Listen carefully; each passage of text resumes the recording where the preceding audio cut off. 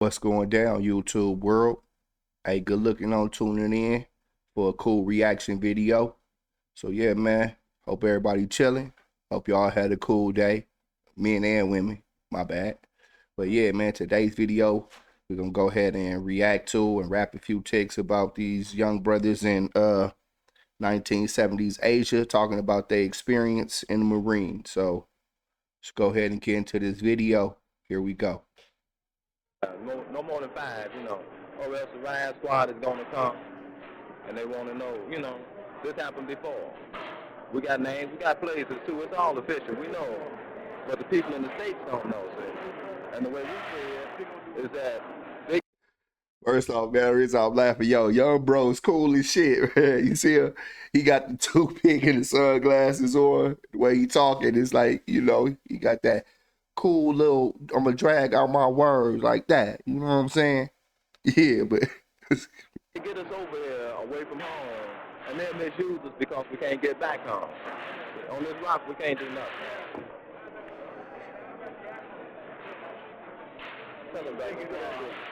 he said on this rock. We got here on the rock. We was it can't be Vietnam because Vietnam is not an island.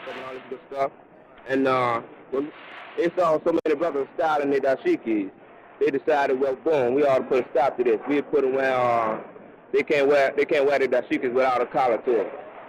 And so boom, as being black as we are. So it's like they saying that the army. First of all, the young brother in the beginning was saying that they couldn't, I guess, be no more than 5 deep without getting sweated by the military authorities, MPs, I guess. And which is a trip because it sounds similar to, kind of like state and city actions as far as, what I'm saying, young people being in groups and shit now. But him talking about they setting a standard with a dashiki. If y'all know what a dashiki is, that's what a dashiki is with my painting, my portrait of Nip. So those became popular in like the late 1960s, when the Black Power movement started. So when they saying like they on some rock, I don't know what he talking about, what rock, but I can only assume it's gotta be either the Philippines or like Japan, because that's the only thing I feel like is an island. But anyway, what I'm saying is they talking about they setting a regulation that they can't wear dashiki without a collar. And the dashiki is not traditionally worn with a collar. So they setting some standards, like racial standards, I guess. We don't want to style our Afro clothes with no collar. Because it's Afro belong, clothes. there's supposed to be a collar to it. Yeah, and look here. The point to that is that we know black culture, We are the black people. So how is somebody going to tell us how we're supposed to sport our clothes, This is what this is what we're talking about. They don't want us to get a power here. It's nothing but a greeting. That's all. We can't wear our bracelets in the movie. How come? He said, ain't nothing to it. It's nothing but a greeting. They say. It's against regulation. They come down hard. We have to. All right, if you don't take it off before you come in the theater, you don't get in the theater. This is the way they do this thing. They said the Afro was legal. Am I right or wrong? That's right. That's what they said, it was legal. We can sport the Am I right or wrong? All right. This man, there's a lot of brothers here. This man here's got an Afro. This is an Afro right here. Or somewhat and that ain't really no Afro. No. But they want us to wear skin hair, what they call it, high and tight. High and tight. It's not my culture. Am I right or wrong? That's not my culture. They get, all right, a Vietnamese girl. She called me a nigger. A nigga, Vietnamese girl, I know it's not part of their language. Can't nobody tell me it's part of their language. But I'm going to go over here. The beast, you know that? See, we go over here, we fight. Okay, we fight to defend the war. I'm not laughing. I'm glad you can say the beast, but it's shit crazy. So, that's crazy, a tradition. That really shows that racism is a tradition in America, that we would go over there to a different country and impart in another culture our racism on it. Like, shit crazy. The water we drink, the land we grow our food on, and our way of culture. We also fight to protect Rockefeller Rockefeller's Preach. foundation. We fight to protect J.F. Preach. Kennedy's foundation. All these different kind of foundations that the black man can't partake of. You understand? And then we go back. Preach. We're continuously harassed. It's not necessary. This ain't what we heard. This is what we know. See, we've seen it from the bird's eye point of view. We are the people here now. See, we see it now. This ain't what we heard. You know. Also, I know y'all haven't been out in the Ville. Now, just like you said, these Oriental people don't know how to where the word nigga came from or nothing. They have to You learn feel how me? to speak it. You go out there in that Ville. The first time I come over here, I goes out in the Ville. I falls into one of these places, and I'm thrown out because I'm black. You know, because I'm black. They don't Sound like us. clubs they say, out we here. start trouble. Now, who done put this stuff in their mind? You know what I mean? The beasts came over here and brainwashed these people. The beasts. We get out here and try to do our thing, and they want to downrate us. Right on. Because we're black. Because the beasts came over here and told them that we ain't nothing but trouble. Because we got a strong rapper and they scared we're going to take the women away. Well, wait a minute. Let me tell you something about down south. Let's say down here in July of this year right here, when the so-called the beasts, this is what we call them because they act savage and barbarous like animals. They pull M16s on us. We had a USO show on the 4th of July. Okay? The people, it was So they saying that wherever they, I don't know, he said July. I don't know if that's in Nam or not, but he's saying like they pulled the M16s on them at a show or something, or the USO show. I don't know if they were stopping them from getting in, but that's crazy. They allowed to do that people shit. might say because most of the songs were But that- black. Okay? Because of this coming from the club, what they had. Hold up. Okay, the people, it was a soul show, people might say, because most of the songs were black. Okay, Okay. because of this coming from the club where they had the USO show at, we come in contact with all these beasts with M16 rifles and whatnot, pointing at us, threatening to kill us. All right, well, this was reported to the proper authorities. The officer today, he didn't do anything. What did he say? Go hit the rack. A man that was in the opposing group, he threw a jar of cheese at the major. Nothing was done about that. A But jar then of again, when some- cheese? Who keeping a jar of cheese around? Anyway, that's beside the point. But the fact that, damn, how do I put it?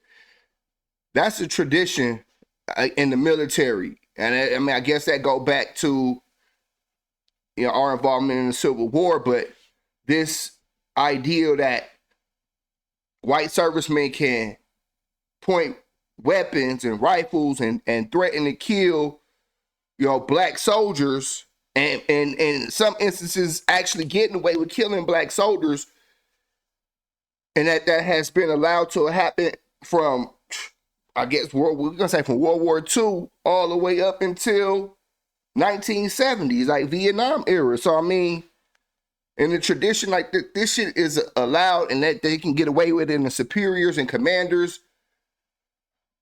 turn a blind eye to it. The brothers when they got their guns, you it's know, mind-blowing. going to get their smoke poles and use them. This is self-defense. You said, but Everybody come down. I'm going to talk about that. But then again, when some of the brothers when they got their guns, you know, was going to get their smoke poles and use them. This is self-defense. smoke poles. Everybody come down on them. If I ever hear you going lock and loading your weapon again, you going, I'm going to lock you up. You'll be in jail from now. This kind of thing. You know, some more Smoke brothers know some more poles. incidents. We don't get a fair shake. All right, what I say now might even incriminate me because what they'll hear, what they'll recheck about, what's been said on this program. Your glasses and that toothpick not regulation. Okay, it's all going to come back. It's all going to come Yeah, back. that's what they'll say. All right, the brothers, Damn. if they resist, let's say I want everybody to have haircuts. This is what the CEO or somebody said. Saturday, we will have haircuts. Come haircut time, if the brothers go out and line up their fro real nice, it's looking good, it's neat, and it's presentable. This is all that's necessary. But it's not by Marine Corps regulations, which when the regulations were written, we weren't in mind anyway. This Preach. is what we feel about it. They may be moving to get things together. But why should I wait for them to move to get something together for something that I should already rate? See, this is the way we feel about it. I mean, we've been stripped of our culture. And see, man, that's when they started getting that, you know what I'm saying? It was on that, like I said, that black power, the knowledge of self, and you know, start learning about their culture. But that's what I'm saying. Like he was saying, everything as far as Army regulations and whatever, even the Constitution, take that into account, and the laws and all that shit wasn't written for black people in mind to begin with. So. And they don't want us to pick it back up. See, they tell us for what really belongs to us. Our cultures, our heritage, they don't want us to regain it. Look here, a brother don't worry. Because if one brother ain't got, then ain't none of the brothers got. Right. If one of them is got, then all of them is got. This is the way it's See, that been, should be this is the where it's gonna attitude. be. So if one of us ain't got freedom, ain't none of us got freedom. Huh. Koza Four Corners, a 1 square mile section of the northern tip of Okinawa that is strictly a black thing. Okay, so they are. It look like they in Japan. It look like it is Japan then. Okinawa, yeah, that's in Japan. No white GI and country They western got music. barbecue spots just out there. Black soul. So man.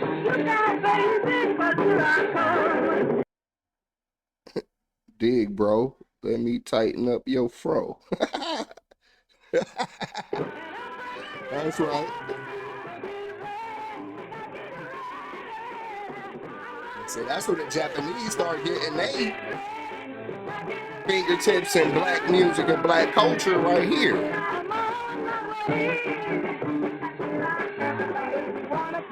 Wow. Vietnam, Philippines, Hawaii, Okinawa. Yeah, they got their own thing out there. That's dope. That's dope. They was getting down. You know what I'm saying?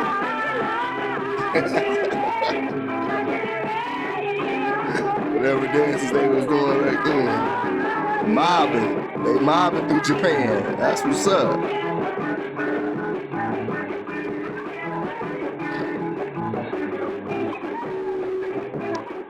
Yeah, man, that look cool. I don't think no black man should really be, what you say, drafted into the service. I should think it really should be a voluntary basis for a black man. If he's feeling up himself that he should want to go fight for this country, he should be allowed to. But as far as the draft, every black man, send him off to Vietnam, he can go out there and fight, get shot at, but yet and still he come back to the state and he can't buy a house in Cicero, Chicago somewhere, you know what I mean? So what's the point? You know, what's the point of going to fight? As far as on Okinawa here, I don't think they really try to cater to the black man. It's really, and it's hard to get something for yourself in the military because it's geared for dissent, you know. If you dissent, you lose, you know. Either fall in line or you die. Okay. And see, yeah, like I was saying earlier, that's been the history. Like he was saying, like, anytime, damn, since black people have been able to fight for this country, it seems like, yes, discrimination, high rate, racism, high rate, prejudicial treatment, high rate, double standard. That's all, we've been under that type of treatment. But on top of that, the violence. But anytime a black soldier has stood up to any type of violence from white soldiers, they're met with the repercussions. And it's like, but it's the same thing in society. So, I mean, and this is crazy. I mean, it's cool what it's factual what he was saying as far as being drafted into the military for black men during this time, because it's like, if we don't have rights as far as civil rights and fair rights, and nothing is equal for us, then how should we be also selected to go die for a place that doesn't give us the freedoms and protections either? You know what I'm saying? Or allow us to gain those things. Sorry. And if you try to bring about a change, you best know what you're doing, because they will mess you around and you'll be facing a court martial before you can know it. Yeah. What happened was they were having country and western on every Saturday, and it wasn't having any soul at all in the Army clubs. So I think it was a mutual feeling among all black people in the United States Army and the Medical Center. And why the fuck should we have to put up with a country and western night without having any soul at all. So we decided to attend, country and western one night. And we did. What was brought on was MP cars and chaos and arresting and checking for your pass and checking for your qualifications and so forth to be in the club. If things of this nature go, it's our club society. too. Oh shit. And why the hell should anybody come around and see us? Just because we come to the club one night. And through this, we got to see General Lampert, and we told him the problems in the medical center as far as racial prejudice and so forth went. And he said that as far as the Soul Night was concerned and the wearing of afros being interpretation through all NCOs and not just the top-ranking officers and top-ranking NCOs, this should be spread out among all NCOs. And what has happened is I'm leaving the island tomorrow. My regular Diros is December the 12th. I have a 20-day drop, and I have 3 or 4 sets of orders telling me when to leave and when not to leave. And it's not me. It's everyone. It's not the problem. The problem not only exists in the medical center. The problem exists all over Okinawa. The problem is, is if you want to be black, then you have to fight the problem. You have to fight that you can't make with so much promotion, especially if you're a 2 or 3 year man coming into service and going out. You're not trying to come into service and make it a career. You're trying to do your job to your country and go back and do your thing. But the problem that you meet is problem they want you to be some kind of little white Negro, fall into their standards, take second-class standards like cutting all your fucking hair off or, being a half man. And certain things are natural to you. And certain things you accept without any doubt. If I have to cut my hair, then damn it, everybody else is going to have to cut theirs too. I mean, a guy can wear a cowboy, get up into all the... Man, I you know what I'm saying? I can feel what he's saying. And that's like, I don't know where y'all be at as far as y'all clubs and how some of the clubs be, but where I live out here in AZ, shit, they be like, it's the same type of shit. Like you will go to a white club wearing some J's, whatever, shirt, you know what I'm saying? Your outfit, your fit. And they'll be like, oh, you can't get in because of this. Go, you can't get in or your hat. But then you'll see some, you know what I'm saying? So it's the same type of shit. But the fact is they in the military, and like he's saying, they can't even go to the club with the country western because there ain't nothing else to do without getting harassed, without the cops getting called on, or shit, man. It's just, like I said, it's the same type of shit. And this is a bunch of bullshit. Clubs. You can get a tall hat on, the fringes and the boots and everything, and walk double in the club. Standard shit. That double standard, different regulations. And General Lampert and everybody else will hear about it, because he's broken all the regulations. See, he's not trying to make exception for you in any way possible. Ignore you in a sense. We got to fight a military machine right now, see? I mean, we probably got CIDs in here now, memorizing every word we're saying now, and they report to the man the first thing, first thing tomorrow morning, so we might be looking for attorneys, first thing tomorrow. Yeah, man. Dang. I mean, again, when I was in the military, I ain't experienced that type of shit. It wasn't no different regulations. So, I mean, they changed the regulations, I guess. But the fact that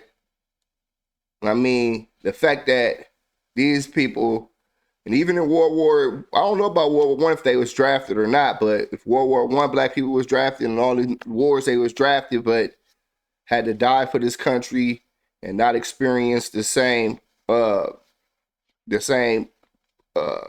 freedoms in this country, the same experience in this country, the same, access to happiness, and not consistently under the threat of violence and under consistent threat of